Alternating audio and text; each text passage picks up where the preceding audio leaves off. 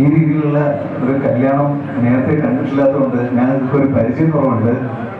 പൂജാരി ഉള്ളൊരു കല്യാണമായിരുന്നു എൻ്റെത്. അപ്പോൾ ഈ കല്യാണത്തിന് അങ്ങനെയുള്ള സമ്പ്രദായമൊന്നും വേണ്ടെന്നുള്ളത് അച്ഛൻ്റെ ഒരു ഐഡിയ ആയിരുന്നു. ഞാൻ കല്യാണം കഴിക്കുന്ന പെൺകുട്ടി ക്രിസ്ത്യനാണ്, ഞാൻ ഹിന്ദുവാണ്. അപ്പോൾ നമുക്കൊരു മാപ്പിളപ്പാട്ടായാലോ?